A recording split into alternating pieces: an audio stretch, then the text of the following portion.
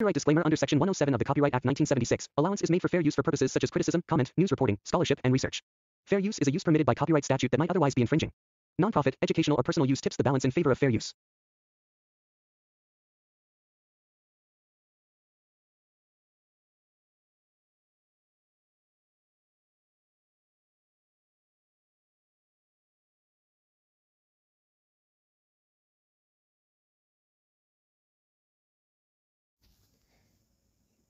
ఈ కథ ఎన్నో రాజ్యాలు నేలిన రాజు కథ కాదు, ఎంతోమందికి మంచి చేసిన మనుషుల కథ కూడా కాదు. ఎవరు వినడానికి కూడా ఇంట్రెస్ట్ చూపించని ఒక 5గురు పనికొస్తాం అనుకునే పనికిరాని రౌడీల కథ.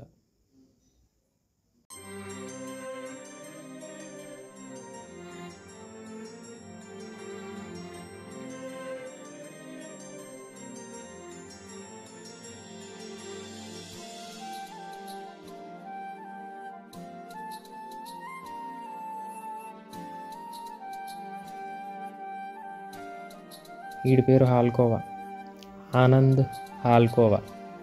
వీడి గురించి తెలియాలంటే ముందు వీడి అన్న అయిన అప్సరా అవినాష్ గారి గురించి తెలియాలి.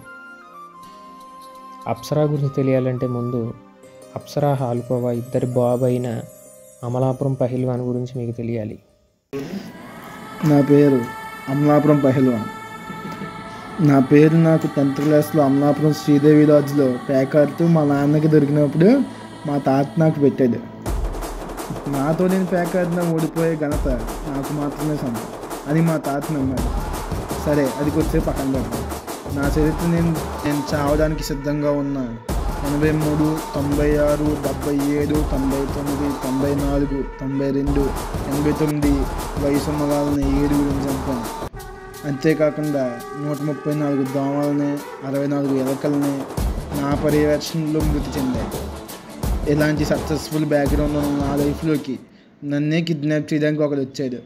ఆడే బాలజ్యోతి. మేరా నామ్ తెలుసు హేనా, జ్యోతి, బాలజ్యోతి, లోడింగ్ మ్యాక్సినిస్ట్, అమలాపురం టౌన్, హైదరాబాద్.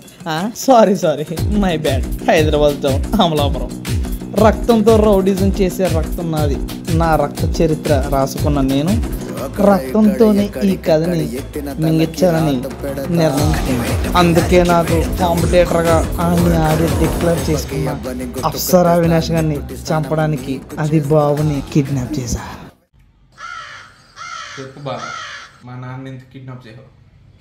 హాల్కోవా, నాకు నీతో ఎటువంటి ప్రాబ్లం లేదు. నా ప్రాబ్లం వల్ల ఆ అప్సరా గారితోనే. అందుకే నీ బాబుని కిడ్నాప్ చేయాల్సి వచ్చింది. వాడు వస్తే వాడిని నరికేసి నీ బాబుని నీకు ఇచ్చేస్తాను. బాలా, నువ్వు ఎప్పుడైనా నేషనల్ జియోగ్రఫిక్ ఛానల్ చూసావా? చూడలేదు. అయితే చూడాల్సిన టైం వచ్చింది నీకు.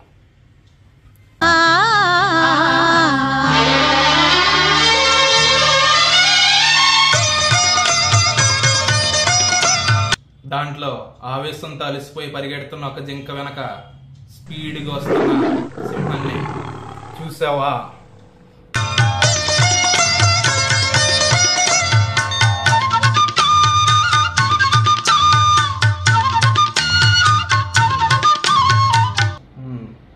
అలా ఉంటది అప్సరా గాడి కనుక వస్తాయి. మనసు పలికే మౌన గీతం, మనసు పలికే మౌన గీతం. ఆడు రాకుండా నాన్నను వదిలే, నీకే మంచిది. మమతలొలికే స్వాతి ముత్యం.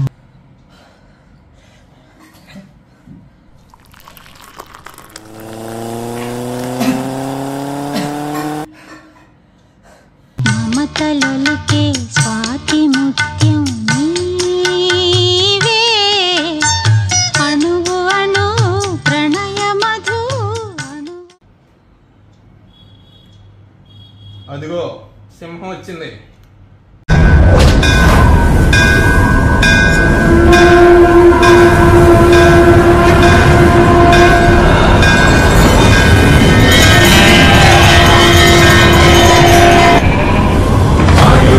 Nadi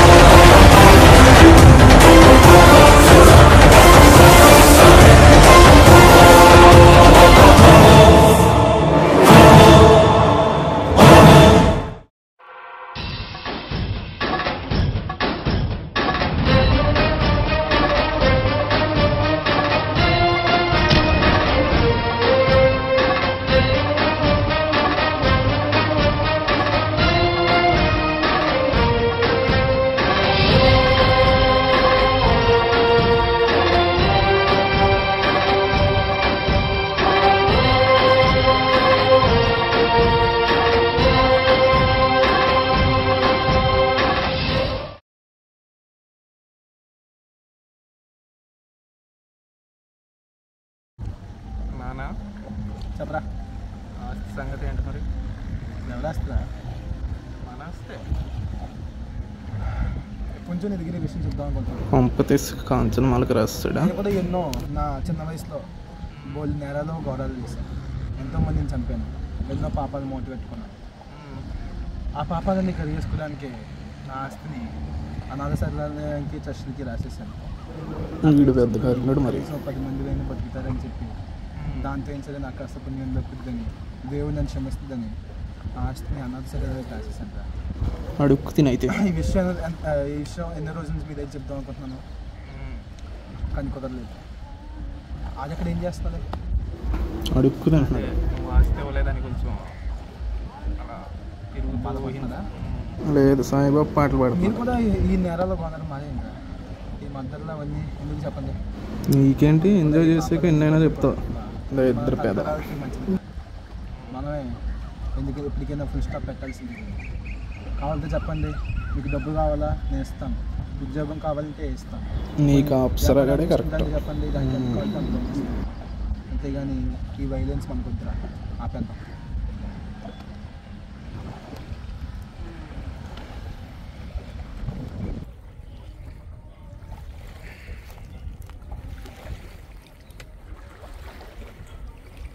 ఇప్పుడు ఆస్తి ఇవ్వనంటావు, ఏం చేయాలి? ఆస్తి ఇవ్వకుండా అడుక్కు తినాలి నేను? అలా కాదురా నాన్న. అలా కాదంటే ఎలా మరి?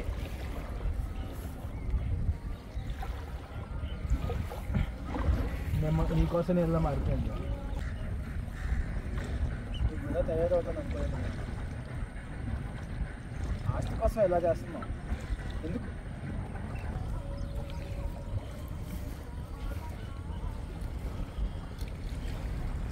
ఆస్తి లేనప్పుడు నీతో నాకు పని లేదు.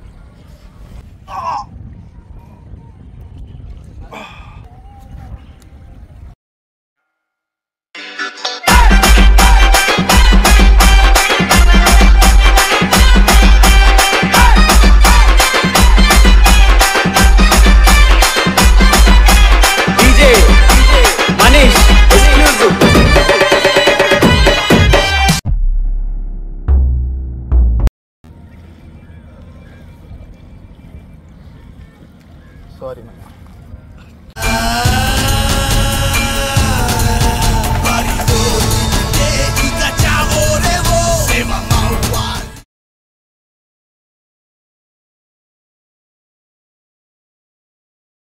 भाई ఓకే బాయ్.